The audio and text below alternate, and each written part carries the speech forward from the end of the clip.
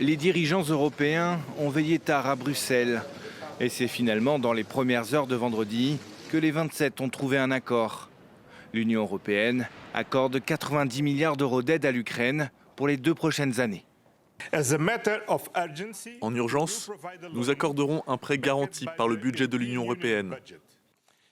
Ce prêt permettra de répondre aux besoins financiers urgents de l'Ukraine, qui ne pourra le rembourser qu'après le versement des réparations par la Russie.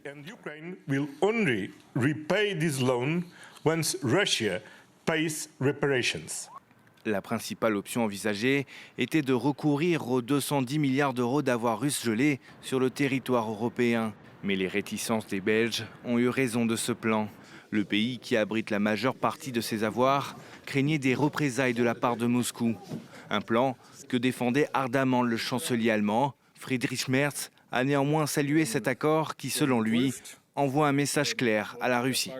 Nous avons été confrontés à la question de savoir si nous comprenions réellement les enjeux géopolitiques, si nous percevions les provocations d'un nouvel ordre mondial et si nous avions les moyens d'y répondre.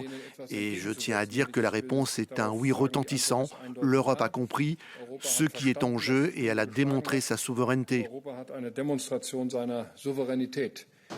Selon les estimations, l'Ukraine aurait besoin en tout de près de 137 milliards d'euros pour tenir au cours des 2 prochaines années. Si l'UE prendrait donc en charge les 2 tiers, le reste pourrait être assuré par ses autres alliés, comme la Norvège ou le Canada.